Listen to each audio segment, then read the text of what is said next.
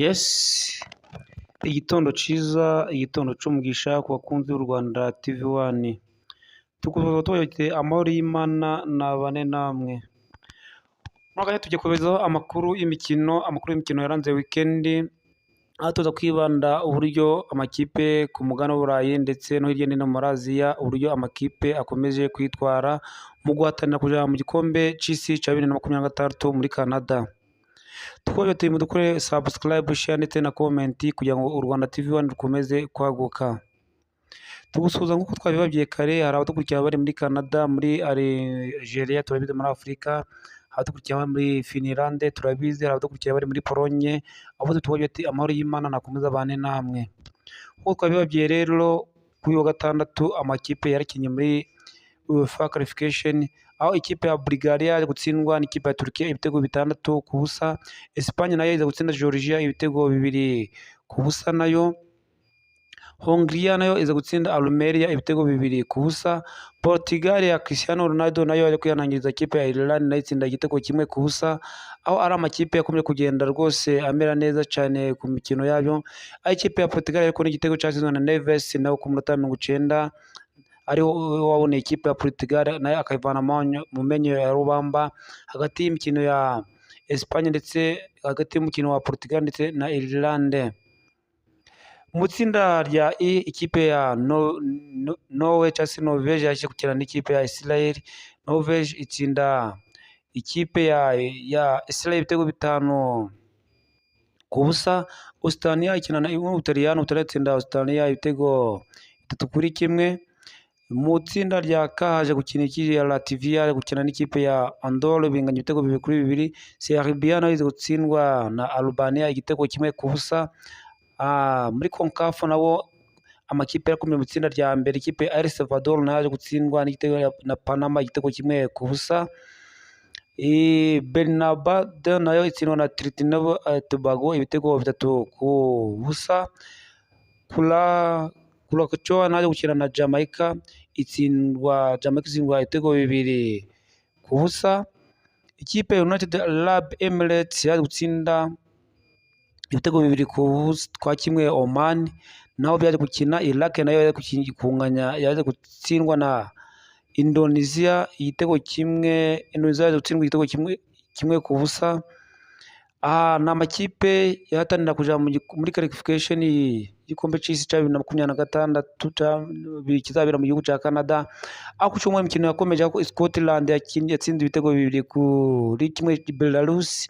Denmark iza gutsinda ibitego 3-1 Ubugereki. Netherland yaje gutsinda ibitego 4-1 Finland. Lithuania nayo gutsindwa na Poland cyangwa se Poland ibitego 2-0.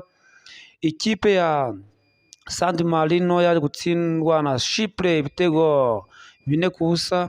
Romania nayo itsinda igitego 1-0 Australia. Faroes Island nayo gutsindwa na Swiss ibitego 2-1. Croatia na Gibraltar, Croatia itsinda ibitego 3-0. Muri Afrika CAF qualification muri groupe ya mbere, ikipe ya Burkina Faso yatsinze Ethiopia ibitego 3-1. Djibouti nayo itsindwa na Sierra Leone ibitego 2-1. Egypt nayo itsinda igitego 1-0 Guinea Bissau. Mw'iri tsinda uko ibintu bihagaze kandi si cyo bimeze, ikipe ya mbere mw'iri tsinda ni Egypt n'amanota 26 yagiye mu gikombe c'isi bidasubirwaho. Ikipe ya Burkina Faso n'amanota 21. Sierra Leone ni ya gatatu n'amanota 15. Guinea Bissau ni ya kane n'amanota 10. Ikipe ya gatanu ni ikipe ya Ethiopia ifite amanota 9. Djibouti ni ya nyuma n'inota 1.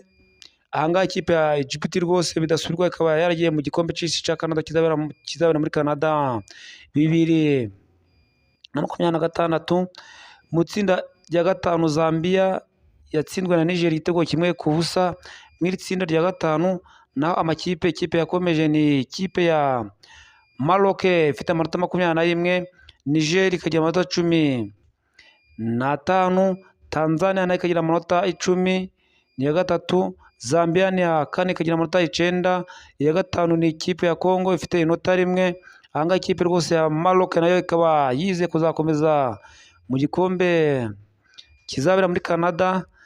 Mu itsinda rya Chad yaje gutsindwa na Central Africa Republican ibitego 3-2.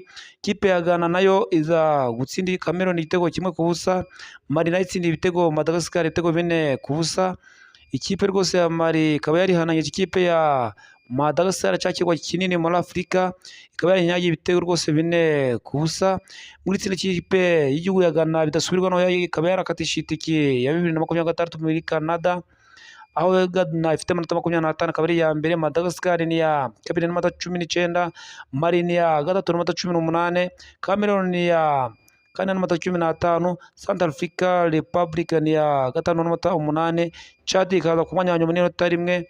Aha ngaha ikipe rwose ikipe y'igihugu ya Ghana ikaba yarakomeje kwitwara neza, ndetse n'ikipe ya Madagascar akaba ari amakipe yakomeje kugenda yitwara neza, aho ikipe imwe yabaye iya mbere indi ikaba iya kabiri. Nshuti bakunzi b'u Rwanda TV1 rero tukubashije tubayoboye mudukore subscribe, share ndetse na comment kugira ngo u Rwanda TV1 ukomeze kubagezaho amakuru yizewe kandi nyayo. Kuri uyu munsi ku itariki ya 13 nabwo imikino iraza gukomezwa, aho ikipe ya Netherland Ireland yakira n'Ubudage, Slovakia ikagukira na Luxembourg, Slovenia nayo ikagukira na Sweden nayo ikagukira na Kosovo, Iceland nayo ikagukira n'Ubufaransa ku isaha 2:45. Ukraine yakina na Azerbaijan nabyo bizagukina ku isaha 2:45. None Northern Macedonia iraza gukina na Kazakhstan, Wales iraza gukina na Ububiligi, Belgium ku isaha 2:45. CAF Qualification Cup no mu itsinda rya kabiri ikipe ya Sudani iraza gukina n'ikipe ya Togo ku isaha 9 mu kanya. Akaba ari amakipe yagiye gukina muri itsinda ikipe ya Senegal ifite amanota 21. RD Congo nayo ikaba ifite amanota 19. Sudani nayo gatatu n'amanota 13. Iya kane ni Togo ifite amanota 7. Mauritania ni iya gatanu ifite amanota 7 nayo. Iya gatandatu ni Sudani y'Amajepfo ifite amanota 4 nayo bikaba biraza guhatana mu kanya. Amakipe rwose yo mu itsinda rya kabiri nakaba araza guhatana. Mu itsinda rya gatatu naho amakipe araza gukina Lesotho na Zimbabwe nabyo bikaba biraza gukina, aho mu itsinda rero uburyo bimeze: Benin ni iya mbere n'amanota 17. South Africa ni iya kabiri n'amanota 15. Nigeria ni iya gatatu n'amanota 18. U Rwanda ni urwa kane n'amanota 11. Lesotho ni iya gatanu n'amanota 9. Ikipe ya gatandatu ni ikipe ya Zimbabwe n'amanota 5. Aha ngaha rwose hagati ya Nigeria, Zimbabwe ndetse na South Africa akaba ari amakipe yose asaba kugira ngo imwe muri zo itsinde kandi zitsinde ibitego byinshi, uko ari amakipe atatu yose akaba ari amakipe ategereje kugira ngo azaze mu gikombe cy'isi. Iki tsinda rikaba gikomeje kugira ngo rikomeje kugorana, ariko ubwo amakipe arabaza gukina uyu munsi ndetse n'ejo hakaba hagomba kuzavamo ikipe igomba kurikira mu gihugu cya Canada, ariko amahirwe menshi akaba ari guhabwa ikipe ya Benin ndetse na South Africa kurusha andi makipe yose. Mu itsinda rya kane nabwo amakipe azakomezaho ku isaha 12. Cameroon iraza gukina na Angola, Cape Verde iraza gukina na Swatini, Mauritius ikaza gukina na Libya. Naho akaba ari amakipe akomeje guhatana ashaka kugira ngo aje mu gikombe cy'isi kizabera muri Canada. Aya makipe yose: Cape Verde ifite amanota 20 na Cameroon amanota 18. Libya nayo ikaba ifite amanota 15. Angola nayo ikaba ifite amanota 11.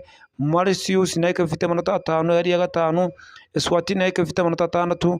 Uyu munsi umukino rwose Cape Verde icyo isabwa no gutsinda umukino wayo, yaza gutsindwa ntuza Cameroon yatsinze bikaba ngombwa ko Cameroon ikomeza kuja mu gikombe cy'isi kizabera muri Canada 2026. Uyu munsi imikino iraza gukomeza mu itsinda rya H, Equatorial Guinea saa 9 ikira Liberia, Sao Tome and Principe na Malawi biraza gukina ku isaha 9. Tunisia na Namibia nabyo biraza gukina ku isaha 9. naho bikaza gukina nabwo bihatanira kugira ngo birebe amakipe uko araza kurangiza ku myanya ya mbere, kuko hano mu itsinda byari bigaragaje aho ikipe Tunisia yakomeje n'amanota 25, ikaba yaragiye mu gikombe cy'isi bidasubirwaho. Namibia nayo ni iya kabiri n'amanota 15, ikipe ya gatatu ni Liberia ifite amanota 18, ikipe ya kane ni Malawi ifite amanota 10, ikipe ya Equatorial Guinea ifite amanota 15, Sao Tome and Principe ni ya nyuma ifite ubusa. Nshuti bakunze u Rwanda TV One, tukubashije batuyete mudukore subscribe, share ndetse na comment kugira ngo u Rwanda TV One rukomeze kwaguka. Turabakunda cyane, mugire umunsi mwiza.